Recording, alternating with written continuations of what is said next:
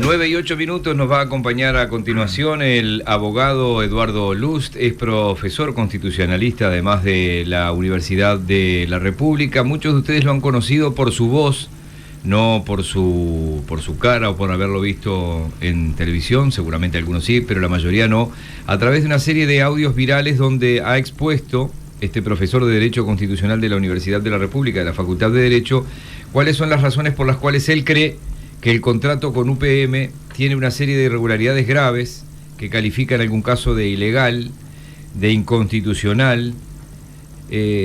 Vemos entonces a continuación por qué dice esto. Ha habido una respuesta por allí que me decía el doctor Luz antes de empezar, que tiene nombre y apellido, que circuló entre algunas redes, supongo que WhatsApp y redes más bien vinculadas al gobierno y al Frente Amplio, en el que, y lo vamos a ir analizando con él, le han desmentido algunos puntos de los allí expuestos.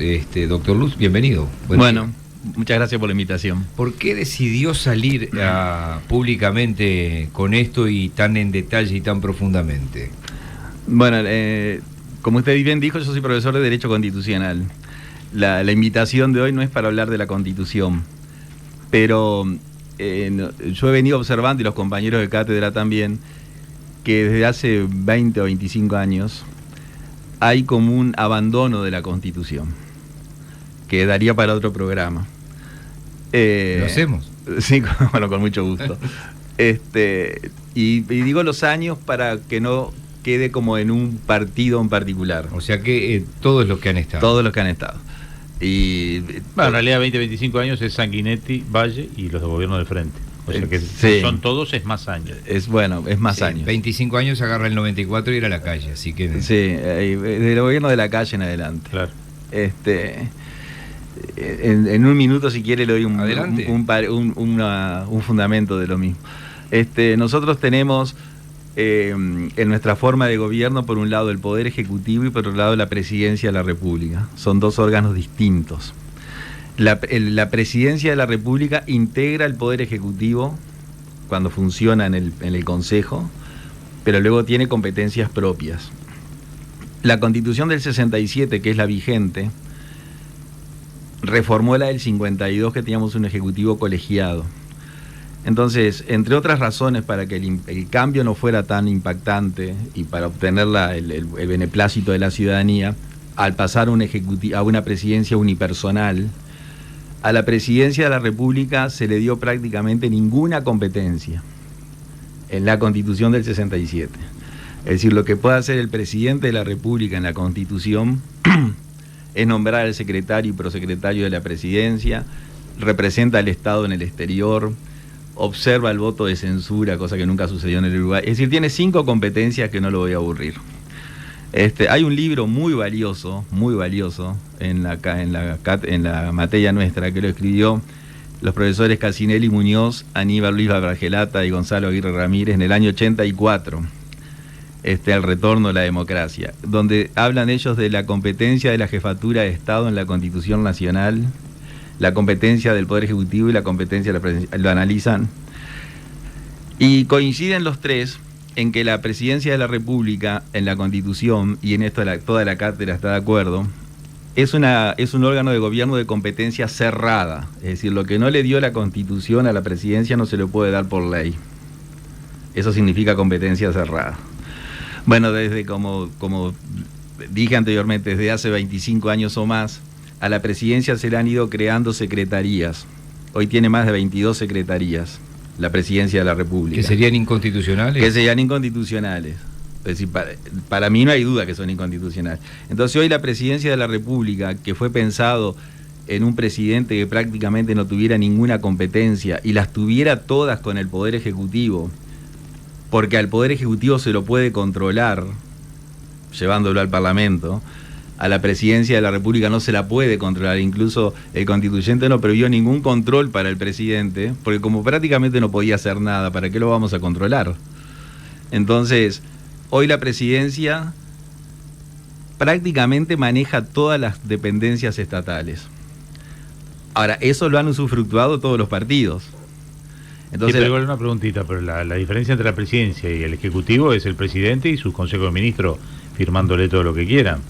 Claro. Ahí se transforma en poder ejecutivo. Claro. Y con ministros que son elegidos por el presidente y que son gente fiel, no por sectores políticos ni por acuerdos nacionales, es casi lo mismo. Digo, yo entiendo que la inconstitucionalidad está más allá de que el presidente... Pero unos pueden ser llevados al Parlamento. No, pero no es lo mismo. Los ministros pueden ser llevados al Parlamento. Ahora, ¿cuándo echamos un ministro? ¿Cuándo tenemos los votos para echar un ministro? Bueno. ¿Cuándo la presión sobre un ministro es real? Bueno, ese es otro tema. Claro, decir, por eso te digo. Pero yo lo que le digo en es... lo teórico te entiendo, en lo práctico, a cómo vienen los gobiernos con ministros que están atornillados. Ah, bueno, eso sí, eso es así. Pero yo lo que digo desde el punto de vista constitucional. No, está claro. Es decir, date cuenta que la presidencia cobra las patentes. Una cosa ridícula. Cuando la Constitución dice que es competencia de los gobiernos departamentales. Un texto que lo entiende un niño de escuela. Tiene compras estatales. ¿El SUSIBE o el UNACE me estás mezclando tú ahí? No. Porque lo que es competencia del SUSIBE. El SUSIBE es presidencia. ¿Es presidencia también? Sí, sí. Cobra las patentes. UNACE es presidencia. UNACE es presidencia, que no debería serlo. UCESIBE cobra las patentes. Compras estatales, presidencia. Todo el tema del medio ambiente. Date cuenta que hay ministerios que tienen la competencia medioambiental y la presidencia tiene una competencia de medio ambiente. Controla el agua, controla la energía, controla las comunicaciones. La presidencia controla todo. Sí, ahora... No sabía, sinceramente, lo voy a leer después, no sabía que el SUSIBE, porque el presidente del SUSIBE hoy es Orsi, y el SUSIBE se maneja en el Consejo de Intendentes. Congreso de Intendentes. No sabía que presidencia estaba tan vinculado al SUSIBE. Sí. Eso no lo tenía claro yo. Es hago un programa de seguridad vial y lo manejé siempre el SUSIBE. Es una oficina de presidencia. Claro, lo manejé siempre como que era un ámbito del Congreso de Intendentes. El SUSIBE es de Presidencia de la República. Mira. El Congreso de Intendentes después lo que hace es el reparto y la instrumentación de las patentes. Pero incluso es una oficina... Obviamente que se creó en el gobierno de Mujica y la presidencia participó de la creación del SUSIBE, eso está claro. Claro. Pero pensé que era un ámbito municipal. No. ¿Está bien? ¿Todos los días aprende algo nuevo? Claro, no está bien. No, entonces no me quiero extender en el tema, pero me refiero que es decir, uno dice, el presidente con los ministros y todos hacen lo que el presidente dice. Pero lo cierto es que si eso tuviera la competencia de los ministerios, que es como debe ser, uno lo puede llevar al Parlamento y por más que no logre una censura ni nada por el estilo, bueno, por lo menos denuncia una situación. Y de esta manera, por poner solo un ejemplo del tema constitucional, o sea, de la no aplicación de la Constitución. Podría poner otros. Seguro.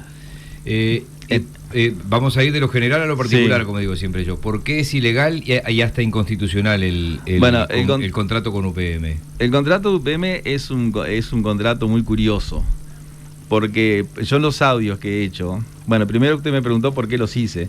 Yo los hice para informar, es decir, ese fue mi objetivo. Como uno tiene acceso a los contratos y tiene la formación jurídica para analizarlo, digo, bueno, voy a hacer un audio para informar a quien lo quiera escuchar de esta situación, sabiendo que no deja de ser una opinión lo que uno dice. Yo siempre cito a un emperador de Roma, Marco Aurelio, que además era filósofo, que en el año 180 después de Cristo escribió Las Meditaciones, un ejemplar que llegó hasta nuestros días. Y en una de las meditaciones Marco Aurelio dice que todo lo que uno dice no es la verdad, es una opinión. Y todo lo que uno ve no es la realidad, es una perspectiva.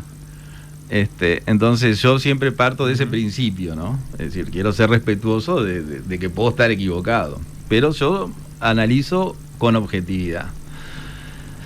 El contrato de UPM es un contrato que da para mucho, para un estudio muy profundo, porque primero, es el que permite o permitiría la instalación de la tercera planta de celulosa. Nosotros tenemos 2 plantas más, la llamada UPM 1 y Montes del Plata en Colonia. En esas 2 plantas de celulosa no hubo contrato. Es decir, vinieron los inversores, propusieron hacer la inversión y los gobiernos de la época le dijeron que bueno, que amparado en la ley de promoción de inversiones, en virtud de la inversión importante que era, el gobierno los incluía en la promoción de inversiones, que lo que le permite al gobierno es exonerar todos los impuestos, menos los aportes al BPS. Entonces, así se hizo, es decir, que todo lo que Montes del Plata necesitó lo construyó. y todo lo que UPM1 necesitó lo construyó. Lo que hizo el gobierno fue darle la zona franca en toda la extensión de donde ellos se instalan y la exoneración tributaria total. Ahora, el contrato con UPM2, digamos, en esta tercera planta hay un contrato. Entonces, en el contrato se dice que la empresa finlandesa está en búsqueda de nuevos lugares para invertir, para expandir sus negocios, lo que está bien. Y que con esa perspectiva, con esa visión, entró en contacto con el gobierno uruguayo a los efectos de ver si podía hacer en el Uruguay esa inversión. Eso es un preámbulo que tiene el contrato, que tiene 91 páginas. Entonces luego, en virtud de ese preacuerdo que hubo con Uruguay, UPM le exige al gobierno uruguayo, para instalarse, una cantidad de inversiones que desde mi punto de vista el gobierno no está en condiciones de otorgarlas, porque el gobierno dice, para permitir la planta de UPM yo me baso en la ley de promoción de inversión, y la ley de promoción de inversión lo que dice es que le puede exonerar impuestos, nada más. Entonces hay una cantidad de obligaciones que el Estado uruguayo asume para que UPM vea si se instala o no, porque aunque Uruguay haga todo, UPM está en condiciones de decir... Lo tiene que comunicar en los próximos meses. Exactamente. Entonces, ya de entrada hay una ilegalidad porque hay un contrato que se funda en una ley que no le permite hacer lo que hace, lo que dice el contrato. Se extralimita en lo que le da. La ley no le permite directamente darle todo lo que le da. Después es un contrato que se negoció. Alguien podría decir, bueno, pero lo que le da es construir un tren, es construir caminos que no son de UPM. Siguen siendo del Estado, lo circulan los autos que quieran circularlo, el tren lo va a circular quien el Estado diga que lo va a circular, más allá de que lo puede operar directamente UPM. O sea, no se lo entrega UPM. Las rutas no son propiedad de UPM. No se lo entrega, no. No, eso está claro. Se compromete a hacerlas, eso es verdad. Se compromete a hacer, es decir, el Estado uruguayo se compromete a hacerle a una fábrica, porque en última instancia es eso, lo que no se ha comprometido a hacer para nadie. Claro, le promete accesibilidad y salida a la planta, en una palabra. Pero lo que pasa es que también llega un momento en que Uruguay en sí mismo, para muchos inversores, se ha transformado en locaciones sitiadas, es decir, no hay rutas para acceder y irse, es decir, sí. Es una realidad. Sí. Yo te quiero poner una fábrica en el medio del país, olvidemos que es UPM. ¿Y cómo llego a la fábrica? Mirá cómo tenés las rutas, porque como no se ha invertido en ruta, yo con esto no puedo circular. Si uso camiones del porte que quiero usar, las rompo en 2 días, en 3 días. Y una fábrica coherente le va a decir, yo necesito tener 5, 6 años, 10 años, una ruta que entro y salgo con mis camiones sin que estén arreglando la ruta todos los días. Sí, estoy de acuerdo con eso. Eso también es un debe que tenía el país con todas las empresas, no solo con UPM. Lo que se compromete solo con UPM, yo te entiendo también. Sí, claro, el tema es que esa digamos, sin entrar en la teoría general, el Estado debe cumplir fines. Lo que nosotros llamamos los fines del Estado. Los fines del Estado es lo que tú dices, claro. Y otros más. Ahora, el Estado no puede comprometerse a cumplir esos fines del Estado, que los tiene que cumplir porque la Constitución los pide, realizando un contrato con una empresa. Pero te quiero poner otro ejemplo, a ver si estamos en lo mismo. No, yo coincido contigo. Si mañana viniera Google, y le dijera al gobierno de turno, le dice, me quiero instalar con las oficinas acá, pero yo me voy a instalar en Paysandú. Y las fibras ópticas que tenés no me sirven para nada. Yo necesito un cableado 10 veces más. Y el gobierno le dice, yo me comprometo a hacer el cableado. ¿No tendría una lógica de que como país lo tenés que hacer? Porque estás perdiendo a Google si no viene. Claro. Entonces, ¿y quién lo va a hacer? Google no te va a cablear fibra óptica en el país, porque la fibra óptica es del país, digo. Es decir, entonces tenés que decir, bueno, y tenemos que ampliar el ancho de banda. Y bueno, y yo, el país amplío el ancho de banda y todo, ¿por qué? Porque viene Google. Bueno. O sea, eso es lo que quiero ver del otro lado también. Ese es el país productivo a que dé lugar, a como dé lugar, que decís vos. Es lo que porque entiendo. Yo puedo decir 2.000 millones de dólares para esta empresa y bueno, yo como no te lo puedo dar. Es decir, no vengas nada, yo preciso 2.000 millones para otra cosa. No, eso que ustedes plantean es absolutamente lógico y yo hasta coincido. El tema es el contrato puntual. Una cosa que Google venga y diga, yo necesito que me amplíen el ancho de banda o que mejoren la fibra óptica. Y otra cosa que en el contrato se establezca que Uruguay deberá construir un nuevo trazado de una vía férrea. Sí, que si no está UPM, eso es mentira lo que nos han dicho. Exactamente. Que va a ser igual. Que lo va a explotar UPM. porque lo que hace Uruguay es las vías, pero la explotación es de la empresa UPM, o sea, los trenes no son de AFE. No van a dar libre circulación por las vías. Exactamente. Van a traer trenes de ellos. Van a traer trenes. Después Uruguay se obliga a hacer los trenes, con todo lo que eso implica, hacerle la vía, perdón.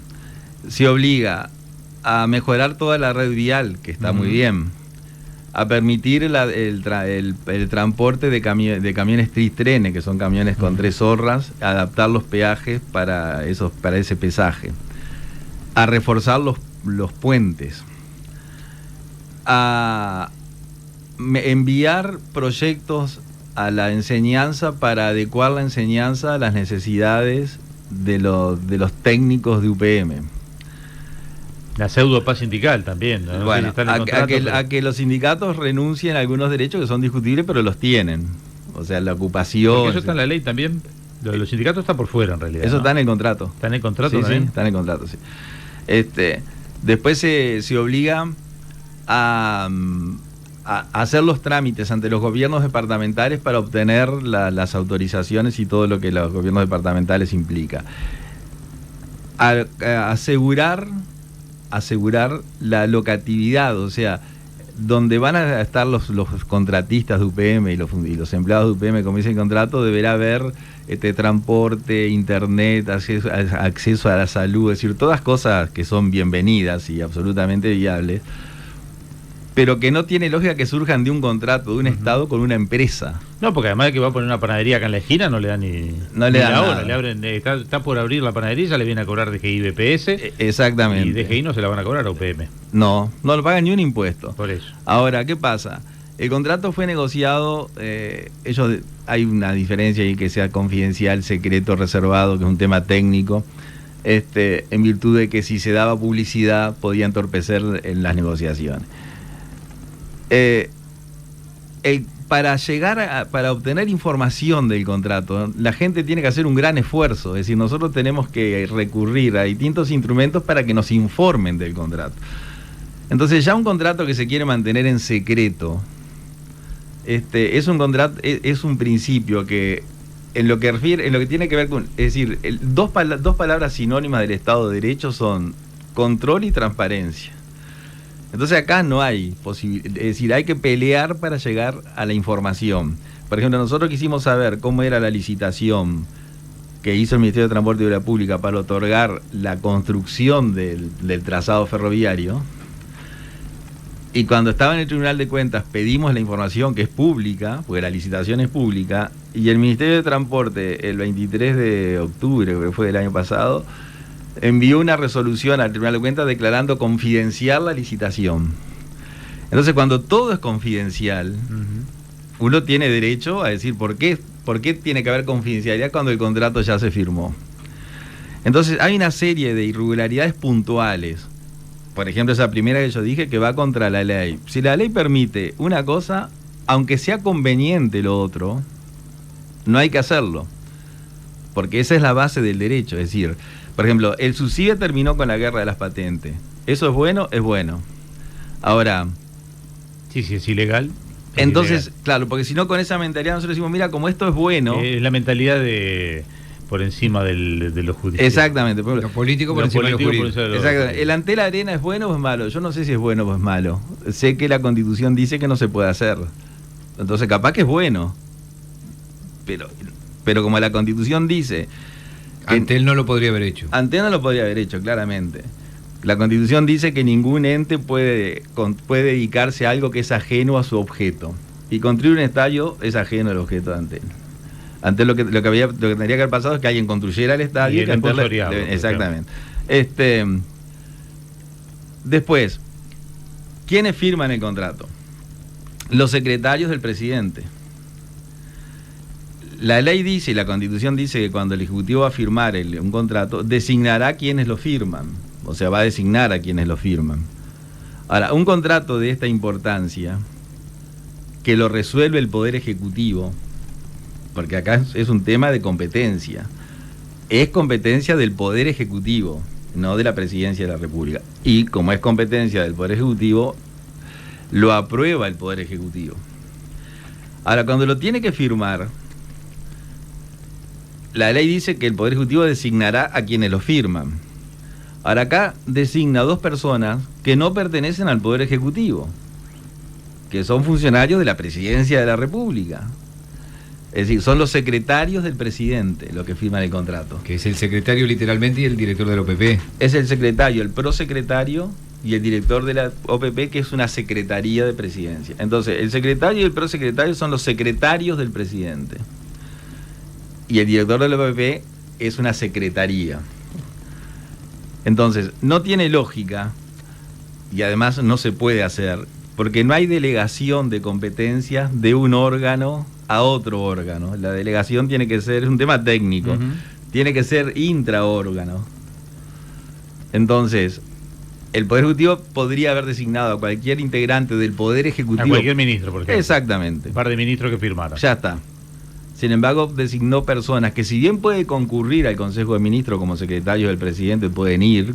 O sea que cuando te contestan desde el Frente Amplio que el Consejo de Ministros aprobó el contrato y designó al director de la APP, al secretario y al prosecretario de la Presidencia, no es que no hayan hecho eso, sino que no podían haberlo hecho. Exactamente. Aunque hayan hecho eso, está mal igual. Para mí lo sí. que te contestaron está mal. Para mí sí, pero además otra cosa, la resolución que designó al secretario y prosecretario de la Presidencia a firmar el contrato, no la hicieron pública hasta que nosotros denunciamos quiénes habían sido los que firmaron. Claro. No se publicó en la página de Presidencia. Te lo dijeron después. Lo dijeron, es decir, es todo secreto. Vamos a hacer una pausa y vamos a seguir escuchando al doctor Eduardo Lust. Una pregunta para una respuesta muy breve antes de la pausa. ¿El contrato hoy está al alcance de la ciudadanía? Sí, claro. Ahora sí. Ahora sí se puede acceder al contrato. Minutos finales con el doctor Eduardo Lust, profesor de Derecho Constitucional de la Universidad de la República, abogado, obviamente. Jorge. Sí, quería hacerte una pregunta con respecto a todo esto de los contratos ilegales. Me hacían una pregunta por acá. Si el contrato está mal firmado, ¿no? Si esto llegaras a tener razón y esto es inconstitucional, y viene un nuevo gobierno y dice, yo esto no lo voy a seguir, ¿se puede volver atrás con todo esto? Es decir, ¿puede que le digan a UPM no te instales y yo no pago nada porque en definitiva este contrato nunca fue válido? Claro, no se puede volver atrás. No se puede volver atrás porque el propio contrato establece la fecha límite para pronunciarse sobre si se instalan o no. Y eso es otro dato muy curioso. Es justito antes de que asuma el nuevo gobierno. No es antes, es el día. Es decir, el contrato dice que, por ejemplo, la autorización que le dio la Intendencia de Durazno a UPM tiene un campo de 560 hectáreas, que es rural. En zona rural no puede haber actividad industrial, pues tiene que ser suburbana. Entonces lo que hizo la Intendencia fue, en el medio del campo, declaró una zona suburbana, claro, para que la empresa se instalara. Es un poco concepto, ¿quién era que lo decía? Uno de los Beatles, creo que lo decía, ¿por qué no construyen las ciudades en medio del campo, no? Sí, yo que sé, decían tantas cosas. Bueno. Ya le ganaron de mano. Claro, ya le ganaron de mano. Bueno, lo cierto es que la Intendencia hace la recategorización del suelo, de rural a suburbano, para que la planta se instale. Pero el decreto municipal que hace eso, que el intendente lo puede hacer, tiene competencia para recategorizar los suelos, dice que si al 15 de febrero del 2020, que es cuando asume el nuevo Poder Legislativo, el 15 de febrero, UPM no contestó, no confirmó la inversión, los campos se retrotraen a rurales. O sea que tiene a medida. Está por escrito eso, yo tengo la resolución.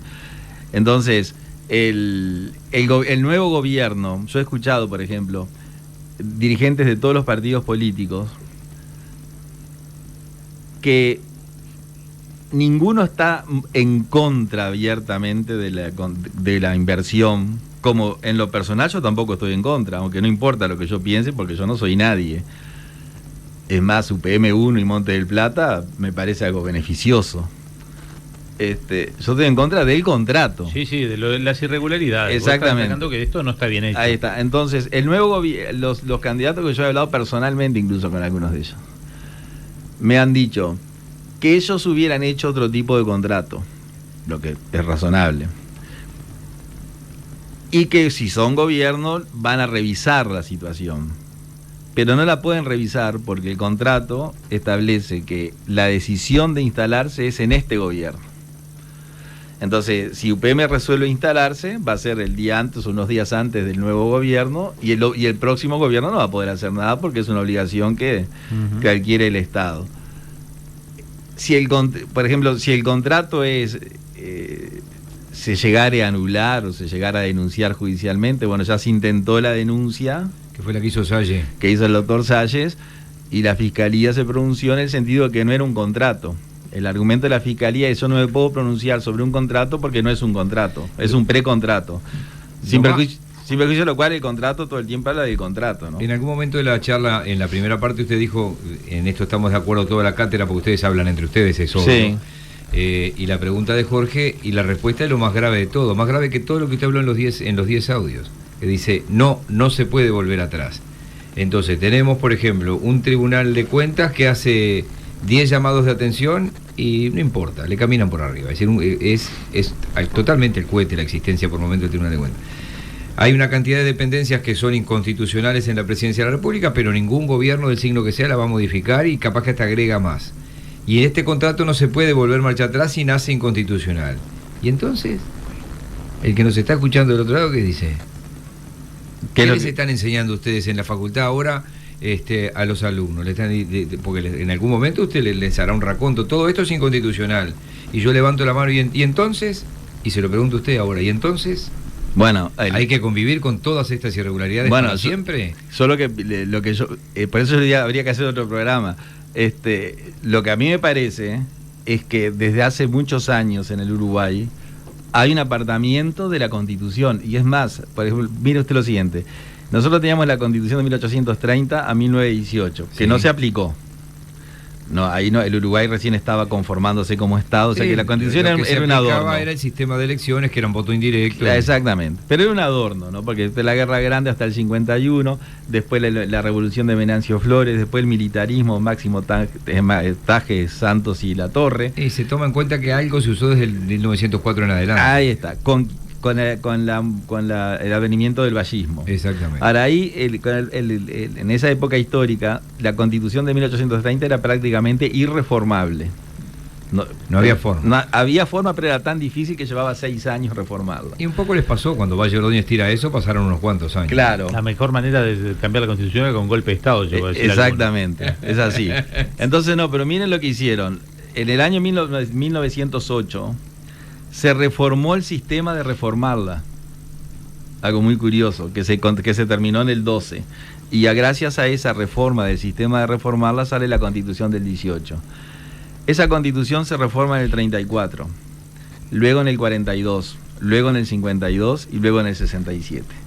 Ahora, la pregunta es: ¿por qué del 67 al 19, que han transcurrido 52 años, no se reformó más la Constitución? Bueno, estuvo la reforma del 96, que también era electoral, básicamente. Claro, pero nosotros cuando hablamos de reforma... Sí, una Constitución entera, ¿no? Exactamente. Es decir, una nueva Constitución. Entonces, la respuesta a esa pregunta de por qué no se ha reformado más en 52 años, con el paréntesis del gobierno cívico-militar, la dictadura, es que o hemos llegado a la mayoría de edad constitucional y no hay que reformarla porque está muy bien hecha la Constitución, o en realidad en forma pausada o en forma casi indetectable se ha ido reformando la Constitución mediante leyes inconstitucionales que han dado una nueva estructura al gobierno uruguayo, lo que hace que no sea necesario reformarla, porque de hecho ya se reformó mediante leyes lo que no se puede hacer.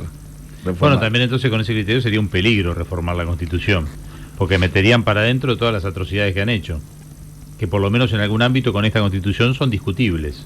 Con esta condición son discutibles. Y si por como vienen haciendo los gobernantes de turno, que han sido todos, por lo que tú decís, claro, sí, que si les damos la oportunidad de reformar la Constitución, lo que van a hacer, meten para adentro lo que quieren y hacen la Constitución con las mismas atrocidades que han hecho estas leyes inconstitucionales. Y podría suceder. Y terminamos con nada para refrendarle, porque por lo menos ahora uno dice, bueno, la contracara a la Constitución, por lo menos tú que sos profesor constitucional, puedes decir, esto está mal. Claro. O alguien puede apelar a la Constitución y que la Suprema Corte de Justicia diga, esta ley es inconstitucional. Exacto. Si metemos para adentro todo lo que ya hicieron, se acabó mejor tener una Constitución inconstitucional. Sí, mejor, por lo menos le podemos discutir las leyes inconstitucionales. Claro, bueno, podría ser eso una solución. El tema es, la realidad nuestra, desde mi punto de vista, es ese.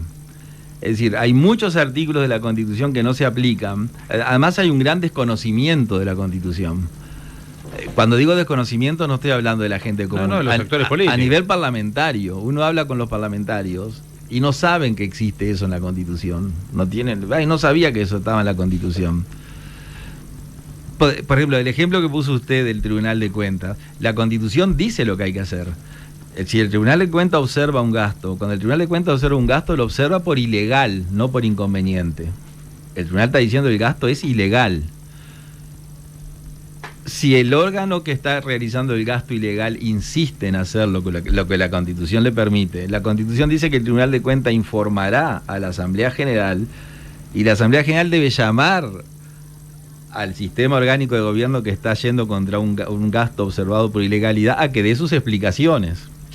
No se hace nunca. No se hace nunca. Y yo he hablado con dirigentes políticos diciéndole, si tú llegás mañana lo vas a hacer, y me han dicho que no. ¿Me permiten 30 segundos? Sí. La Constitución dice, por ejemplo, que para ser director de un ente autónomo, usted tiene que tener condiciones funcionales, personales y técnicas. Funcionales, personales y técnicas, las tres. No funcionales o personales o técnicas. Tiene que reunir las tres condiciones. Los directores de los entes autónomos, excepto raras excepciones, son todos políticos. Nosotros hemos consultado a dirigentes políticos que hoy están en campaña, si cuando accedan al gobierno, si es que acceden, van a aplicar ese artículo de la Constitución. Y no. Y nos dicen que no. A veces son muchos frustrados que no llegaron a un cargo electivo y llegan a un cargo... Entonces, hay un artículo en la Constitución que dice que el Poder Ejecutivo podrá observar los actos de los entes autónomos. Y si cree que los actos son inconvenientes, podrá detenerlos. Incluso remover a los directores. Eso no se hace. Bueno, el directorio de Ancap bajaron de un plumazo entero, ¿no? Hace 2 años. Claro, pero sin observarles los actos. O sea, todo lo que pasó con ANCAP se hubiera evitado... Fue político, en definitiva. Claro. Fue político, fue un mensaje político. Exacto. O sea, todo lo que pasó con ANCAP se hubiera evitado si el Ejecutivo hubiera observado como la Constitución. Entonces hay una cantidad de situaciones que están en la Constitución y que en la realidad no se reflejan. ¿Qué es lo que hace uno en la facultad? Con los estudiantes, nosotros estudiamos la Constitución, tratamos de transmitirle la capacidad de que el propio estudiante sea capaz de descubrir o de investigar las inconsistencias entre la Constitución y la realidad, y le damos nuestra opinión en el ámbito de libertad de cátedra. Se nos acabó el tiempo, pero muy cortita. Aquella idea que surgió en el gobierno de Mujica de ser un organismo superior a la Suprema Corte de Justicia para medir las inconstitucionalidades, que en un gobierno que mandó unas cuantas leyes inconstitucionales parecía como un vale todo, sí, como diciendo, olvidémonos de ese momento. ¿Es coherente o es incoherente? Es coherente, porque en Europa, todos los países europeos tienen los tribunales constitucionales. Uruguay no tiene tribunal constitucional, tiene un tribunal que es la Suprema Corte que declara que las leyes son... Pero mire la incoherencia. ¿Por qué los europeos hicieron tribunales constitucionales como un órgano aparte, como que fuera la Corte Electoral o el Tribunal de Cuentas? Para no invadir la división de poderes. Entonces en Europa los tribunales constitucionales, cuando declaran que una ley es inconstitucional, la ley sale del mercado, la anulan. Ahora, en el Uruguay, como la competencia la tiene la Suprema Corte de Justicia, para evitar que la Suprema Corte de Justicia ingrese en la competencia de otro órgano, que es el Poder Legislativo que aprueba la ley y el Ejecutivo que la promulga. ¿Será que sea atacado por esa ley o norma que lo denuncie? Claro, cuando la Corte declara que la ley es inconstitucional, no se aplica a quien la pidió, o sea que la ley sigue vigente. El secreto del Tribunal Constitucional, que ahí me parece que era lo que había que estudiar en profundidad, es cómo se integra. Sí, claro, porque eso parecía que era un vale todo. Si usted pone políticos, no tiene sentido. Y la última, me quiero quedar con una cosa que dijo Jorge antes de la pausa. Te ha dicho que Uruguay debe modificar el derecho de acuerdo a lo que la empresa pida, es decir, dictar nuevas leyes, decretos o convenios colectivos. Esto es esa medida, aunque desde el gobierno algunos han dicho que esto no es así, pero ¿vendrán nuevas leyes para respaldar lo que se haga en UPM? Bueno, el contrato dice que el Poder Ejecutivo deberá realizar los máximos esfuerzos para adecuar la legislación a las necesidades de la empresa. Eso lo dice textual el contrato. Y adecuar los planes de enseñanza a las necesidades de la empresa. Entonces, usted dice... A mí un día en un audio yo dije... ¿Hay alguien que puede estar en desacuerdo que la enseñanza mejore, que la infraestructura mejore, que el puerto mejore, que las comunicaciones mejoren? Yo creo que nadie está en desacuerdo con eso. Lo que no es... Sí, si UPM dice, quiero que lo sepan jugar ping-pong, un disparate, claro, como la ley dice que hay que acomodar, y UPM dijo que hay que jugar ping-pong, tenemos que enseñar ping-pong. Incluso el contrato dice que las universidades técnicas del norte del país, las escuelas técnicas, la UTU, debe abrir cursos para que las personas se especialicen para trabajar en UPM, que eso nadie puede estar en desacuerdo. Lo que no es correcto es que se haga de un contrato. No, y que no vamos a ver qué... La última, porque se nos fue el tiempo. No pudo redondear nunca supe dónde iba. Claro. Decía, vos sí, pero yo no supe dónde iba. Dice, podemos estar de acuerdo en todo, en que hagan escuelas, que se sí, pero no surgiendo de un contrato. Ahí está. Que de una empresa privada y el gobierno, porque como bien dice él, mañana la empresa dice, bueno, mi necesidad es esta. Entonces, la autonomía, la enseñanza es autónoma. El gobierno no puede comprometerse a cambiar los planes de enseñanza porque la empresa va a pedir lo que necesite. El gobierno no puede comprometerse a pasar sobre la autonomía departamental porque una empresa necesite pasar por 4 departamentos y haya que adaptar la legislación departamental a lo que la empresa le pide. Esa es la gravedad del tema. La última, ahora sí, Jorge. No, léelos en el artículo 20 y explícame qué es eso, porque el artículo 20 lo dimos como que es inentendible, es el que habla de que no son corruptos, porque en un contrato no se estila poner que uno no va a ser corrupto. Claro. Se da por hecho que uno no va a ser corrupto. Sobre todo si uno es el gobierno, ¿no? Eso es una si fuera la FIFA, capaz que uno dice, bueno, sí, capaz que este artículo tiene que empezar a poner. Bueno, eso es una curiosidad que tiene el contrato, que yo no la había visto en otros contratos. Siempre las computadoras demoran en abrir. Pero dice lo siguiente, miren lo que dice el artículo 20. Lo estoy leyendo el contrato, sí. Y ustedes están viendo que lo estoy leyendo. Sí, por eso lo bromeaba con la demora. Porque el artículo 20 dice, 20, literal A. Cada parte confirma que no ha pagado ni pagará, no ha entregado ni entregará ninguna comisión en efectivo o en especie, ni beneficio de cualquier clase a alguna persona, incluido cualquier intermediario en relación con la celebración de este contrato, funcionario público o entidad gubernamental, para afectar o influir en algún acto oficial con el fin de ayudar a obtener negocios de alguna persona. Esto lo escribió el Chicho, y el inciso B dice, jaja, si hubiéramos cobrado te vamos a decir y todo. No, el inciso B, mire lo que dice, porque dice, en el inciso A dice que no ha pagado. Es tremendo. Que no ha pagado. Que venimos bárbaros por ahora. Ahora el inciso B dice, cada parte manifiesta y garantiza a la otra que ella y sus afiliados, directa o indirectamente, a través de uno o más intermediarios, no han pagado, hecho, ofrecido, dado, recibido, prometido, autorizado ni transferido. Utilizan todo el vocabulario. Juan Carlos Yelsa lo que sí, y no pagarán. O sea, ya se obligan al futuro. No harán, no ofrecerán, no darán, ni prometerán, ni autorizarán, ni transferirán, en conexión con este contrato o las operaciones asociadas, ningún soborno, comisión, dinero, pago, obsequio, préstamo, honorario, recompensa, viaje. Y esta palabra me llamó mucho la atención. Entretenimiento. Mira, alguna... que le pagaron un pasaje a La Vega. Sí, alguna chica, algún chico. No. Bueno, es decir, no pueden ofrecerle ningún entretenimiento. Que yo en broma con mis compañeros de la Facultad de Derecho decía que yo me imaginaba a las autoridades del gobierno. Un par de payasos, ¿no? No, en el gusano loco del Parque Rodó, ¿no? Todos. Bueno, o cualquier cosa de valor para el uso o beneficio de cualquier funcionario público con el fin de influir en algún acto u omisión o decisión por parte de dicha persona y obtener alguna ventaja indebida de dicha persona. O sea, esto es la tapa del libro de cualquier contrato, que no hay que escribirlo. Exactamente. O sea, acá lo que dice es que nadie cobró una coima, ni un premio, ni nada. Pero no termina ahí, hay un literal C. A ver, y terminamos. Cada parte manifiesta y garantiza que ella y sus afiliados, directa o indirectamente a través de uno o más intermediarios, no pagarán, harán, ofrecerán, darán, prometerán, autorizarán ni transferirán en conexión con este contrato o las actividades y operaciones asociadas con él, ningún pago, y miren que el idioma español es divino, ningún pago de facilitación qué lindo, para el uso o beneficio de cualquier funcionario. O sea que esto es una cosa estamos obvio. Estamos reprotegidos. Bueno, estamos muy protegidos. Nos quedamos tranquilos después. Yo duermo tranquilo. Bueno. El entretenimiento lo tendría que definir un poco mejor, ¿eh? Sí, una palabra, es un concepto jurídico indeterminado. Exacto. Profesor Lust, muchísimas gracias. Bueno, muchas gracias a ustedes. El que estaba hablando en esta entrevista, porque si ustedes van en el auto y se subieron recién, era Eduardo Lust, profesor constitucionalista de la UDELAR. Poder Ciudadano Radio. Periodismo responsable, pero no acartonado.